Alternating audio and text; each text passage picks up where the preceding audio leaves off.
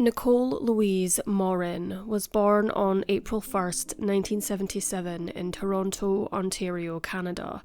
She was the only child of Arthur, known as Art, and Jeanette Morin, a married couple of 12 years. By the summer of 1985, Nicole was an energetic 8-year-old, spending her days in a 20th floor penthouse apartment she shared with her mother in Etobicoke, a suburban community on Toronto's western edge, marked by its clusters of high-rise buildings and busy residential streets. Her father lived nearby in Mississauga, a rapidly expanding city that bordered Toronto to the west. At the time, Nicole was enjoying her summer break from Wellsworth Junior School, where she had just completed the 3rd grade. On the morning of July 30th, 1985, the day began like any other in the Morin household. Around 10:30 a.m, 8-year-old Nicole left her family's penthouse suite at 627 The West Mall, a sprawling apartment complex in Etobicoke. She rode the elevator down to the lobby to collect the morning mail before returning upstairs. That summer, she often filled her days with the kind of small adventures that children look forward to during school holidays, and on this particular morning, she had plans to meet a friend for a swim in the outdoor pool tucked behind the complex. Not long after, the friend buzzed Nicole's apartment on the building's intercom system. Nicole answered, telling her she would be down shortly to meet her in the lobby.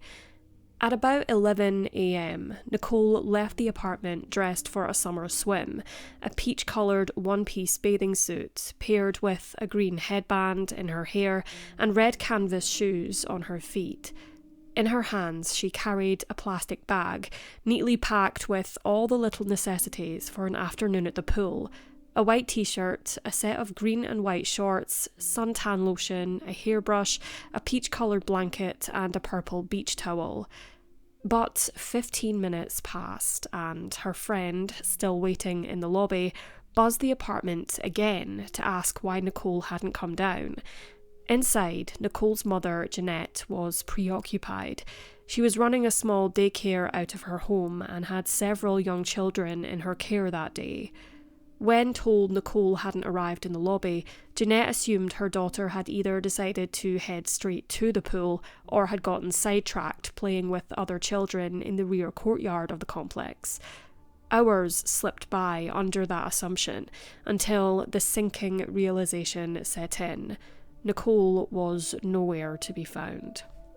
It wasn't until approximately 3 p.m, nearly 4 hours after Nicole had last been seen leaving her apartment, that Jeanette finally picked up the phone and contacted police to report her only child missing. Within hours of Jeanette's phone call, Toronto police were on the scene, canvassing the building and combing through the grounds of the apartment complex. Roadblocks were established around the apartment, halting traffic as officers checked for anything or anyone that might lead them to Nicole. Patrol cars slowly wound through the surrounding streets, loudspeakers broadcasting the description of the missing 8-year-old in hopes that a neighbour or passerby might recognise her. Inside 627 The West Mall, the search was even more intense. The building housed 429 units, and police were determined to leave no door unchecked. Officers knocked on every apartment, and if no one answered, they went inside regardless, scouring closets, balconies, and storage spaces for any trace of the little girl.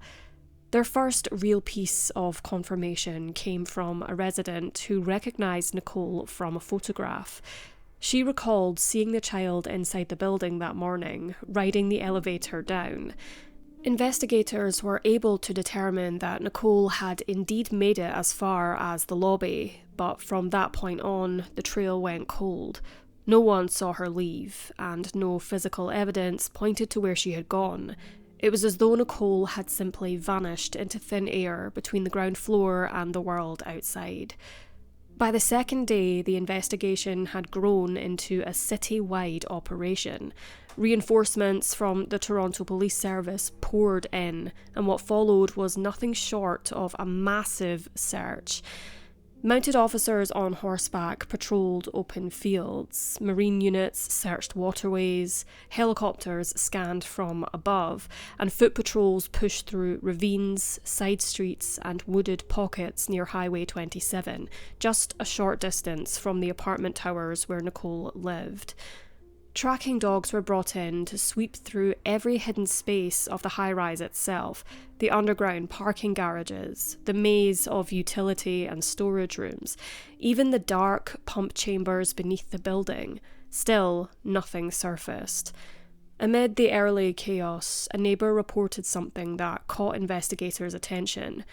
On the morning of Nicole's disappearance, about 45 minutes before she was last seen, an unfamiliar blonde woman with a notebook had been spotted on the same floor as the Morin's apartment.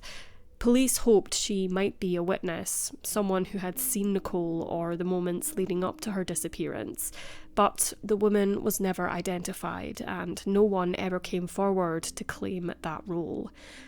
As fear and urgency gripped the community, the search effort expanded beyond law enforcement. More than 900 residents from the surrounding neighbourhoods joined in, combing fields, parks, and side streets, desperate to find any sign of the missing child.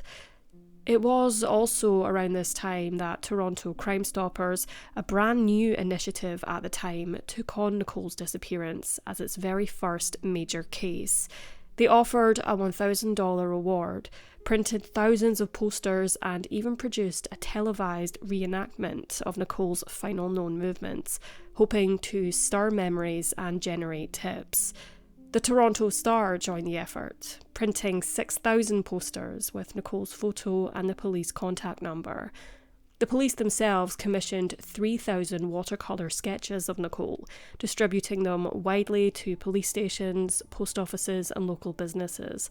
Her image became impossible to miss. The investigation quickly earned a grim distinction. It became the largest missing person search in the history of the Toronto Police Service. A 20-member task force was assembled, dedicated entirely to Nicole's case, and it remained active for 9 months. Over that time, officers logged an astonishing 25,000 hours chasing leads. By November of that year, they had questioned roughly 6,000 people, among them hundreds of known sex offenders, yet the trail remained cold. Authorities posted an offering of a $100,000 reward for Nicole's safe return, an unprecedented sum at the time.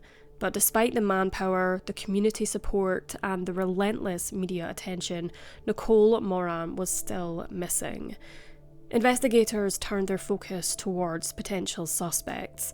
Standard procedure meant starting close to home, but after extensive questioning, police were able to rule out Nicole's family and acquaintances. No evidence pointed to those within her inner circle. One curious discovery did linger in investigators' minds, a note found inside the Morin apartment. Written in pencil by Nicole months earlier, it contained a hauntingly simple message, quote, "I'm going to disappear." To detectives, it seemed more like the innocent scribbling of a child than a deliberate warning, but its presence was unsettling all the same. While police continued their official search, Nicole's father, Art Morin, began his own desperate pursuit of answers. Against police advice, he raised funds to hire a private investigator. He even gave up his job, dedicating himself entirely to the search for his daughter. Art set up an office and chased down leads not only across Canada, but also into the United States, determined to leave no possibility unexplored. In the wake of the tragedy, he and Jeanette briefly reunited under one roof, clinging to each other through shared grief. But the strain proved too heavy, and by 1987, their marriage had come to a permanent end. Jeanette, in her own attempts to find closure, turned to a psychic in Calgary, hoping for guidance that official investigations had failed to provide. Years later, in 2004, a strange development emerged from overseas. A Belgian child protection group, the Foundation Princesses de Croix et Massimo Lancelotti, announced that they had identified a potential match between Nicole's childhood photo posted on a Canadian police website and an image found on a Dutch site connected to victims of child exploitation. Using biometric analysis, they claimed there was a strong resemblance between Nicole and a girl photographed within an illegal network based in Zandvoort, the Netherlands. This lead sparked international intrigue, but ultimately it could not be confirmed. In 2001, Toronto Crime Stoppers released an age-progressed image showing what Nicole might have looked like in her mid-20s. The photograph was distributed internationally through more than 1,000 Crime Stoppers programs across 17 countries via the internet, an attempt to cast the net wider than ever before. Child Find Ontario also took steps to ensure Nicole's face was never forgotten. Her picture, along with her physical description and later age-enhanced images, appeared in everyday places, on electronic display screens at Esso gas stations, inside billing envelopes sent out by Rogers Cable and the Canadian Imperial Bank of Commerce, across Toronto Transit Commission screens, and even on the backs of long-haul transport trucks moving across the country. The message was clear. Nicole's story remained unresolved, and someone, somewhere, might still hold the answer. In 2014, investigators received an anonymous tip suggesting that Nicole Morin might be in the rural outskirts of Springwater, Ontario, a quiet township known for its fields, forests, and small farming communities. Police quickly organised a search of the area, combing through back roads, wooded patches, and open farmland in hopes of uncovering any trace of her. Despite the thorough sweep, the lead ultimately proved unfruitful. Nicole was not found, and the tip yielded no new evidence in the decades-old case. On the 30th anniversary of her disappearance in 2015, Toronto police and community members gathered at Centennial Park in Etobicoke for an event called Nicole's Run. The 5-kilometre run, paired with a candlelight vigil, served both as a tribute to the little girl who vanished and as a reminder that her case was still open. The event also raised $3,000 for the Canadian Centre for Child Protection, the organisation behind Canada's national missing child website. 4 years later, in 2019, police renewed their appeal to the public by releasing another age-progressed image, this time depicting what Nicole might have looked like in her early 40s. Each update was a painful but necessary reminder. Although years had passed, the hope of finding her remained alive. Nicole's family carried the weight of her disappearance in very different ways. Her mother, Jeanette, passed away in 2007, never learning what became of her daughter. Her father, Art, has continued to live in the Etobicoke area, still marked by the loss that began on that summer morning in 1985. When she vanished, Nicole was described as being 4 feet in height and weighing approximately 51 pounds. She had brown hair and brown eyes, and her face was marked by a distinctive birthmark on the right side of her forehead. Her ears, slightly protruding, were pierced, and her smile revealed a noticeable gap between her front teeth, a feature that made her easily recognisable. That day, Nicole was dressed for a summer swim. She wore a peach-coloured one-piece bathing suit adorned with coloured stripes across the front, and a green headband held her hair back. On her feet were bright red canvas shoes, and in her hands she carried a peach-coloured blanket and a purple beach towel, along with a small bag containing a t-shirt, shorts, hairbrush, and suntan lotion.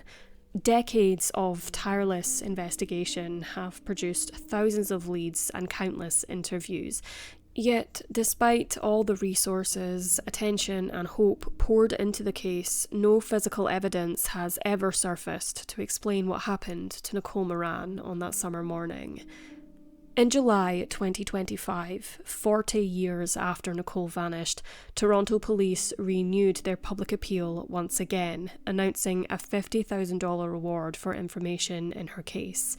Detective Sergeant Steve Smith stated, quote, "We're here to remember Nicole, to support those who continue to carry this loss, and to make a renewed appeal for any information.